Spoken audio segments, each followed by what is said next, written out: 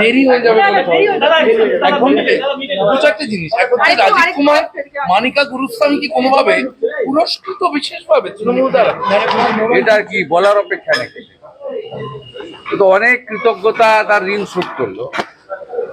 আপনার সারদার যে ডিভাইস নষ্ট করে দেওয়া থেকে শুরু করে কত কাণ্ড করেছেন, তার ঋণ শোধ করলো। আরেকজন তো বিনীত গোয়েলকে বাঁচিয়েছেন না, অভয়ার ধর্ষণ খুনের পরে বিনীত গোয়েলকে বাঁচিয়েছেন। কলকাতা হাইকোর্ট থেকে মামলা সুমোটো সুপ্রিম কোর্টে টেনে নিয়ে গিয়ে এরা এইসব অপকর্ম করেছে, তাই পুরস্কৃত হয়েছে। যারা বাঙালি, বাংলার সংস্কৃতি, বাংলার অস্মিতা এসব নিয়ে কথা বলেন, তারা হায়দ্রাবাদ থেকে আর অন্য জায়গা থেকে লোক নিয়ে এসে এখানে এমপি বানাচ্ছেন। বাংলা দেখছে। আগেই বলেছিলাম মুসলমানরা তেজপাতা। এই রাজ্যসভার তালিকাতেও প্রমাণ হয়েছে মুসলমানরা হচ্ছে মমতা ব্যানার্জির কাছে তেজপাতা।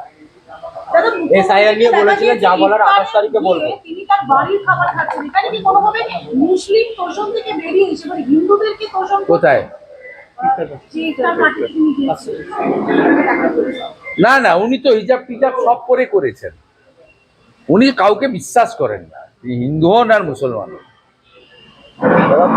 মানে ফুড টেস্টার হয়তো ছিল না, ওই জন্য বাড়ির খাওয়ার উপর ভরসা রেখেছে।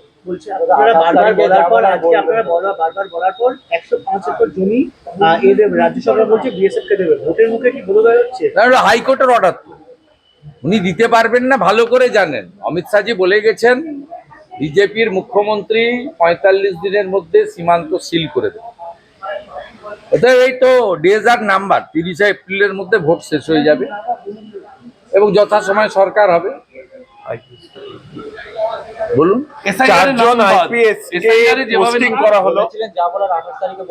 প্রচুর নাম বাদ যাচ্ছে এবং তাতে তৃণমূলের তরফে বলা হচ্ছে একেবারে মুসলিম জেলা থেকে বিজেপির নির্দেশে বাদ দিচ্ছে।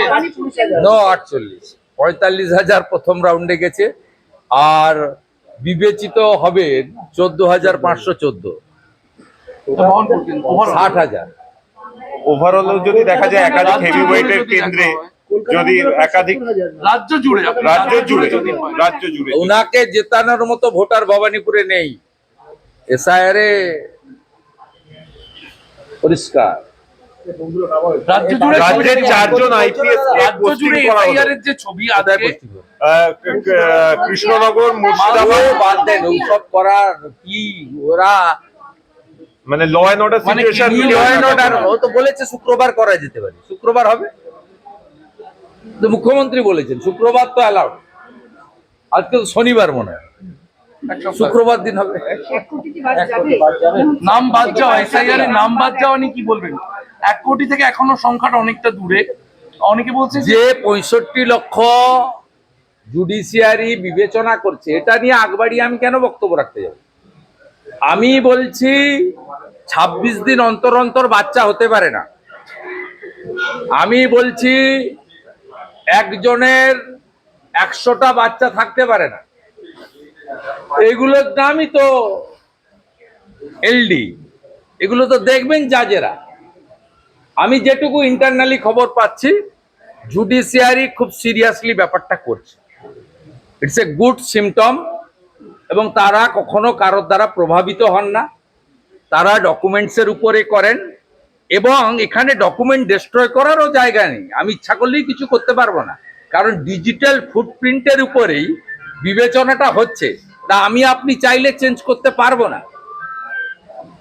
প্রথম দফায় ৫৮ লাখ, তারপরে অ্যাবসেন্ট ইত্যাদি মিলে প্রায় ৫-৬ লক্ষ, এই করে ৬৩-৬৪ লক্ষ তো বাদ গেছে, বাকি ৬৫ লক্ষ বিবেচনায় গেছে।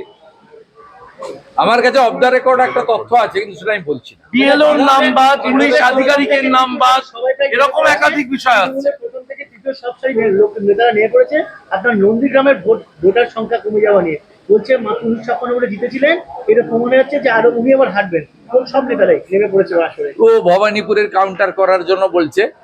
আমার মৃত ভোট, অ্যাবসেন্ট ভোট দেওয়ার কোনো দরকার হয় না এবং স্বাভাবিকভাবে কত বাদ গেছে দেখবেন। এখানে তো ৬৫-৬০ হাজার ভোটার বাদ গেছে। ওটা নিয়ে একটু কম কথা বলুক। আমি তো ওদের 3 বার হারিয়েছি, শুধু 21-এ নয়, পঞ্চায়েতে আমি হারিয়েছি।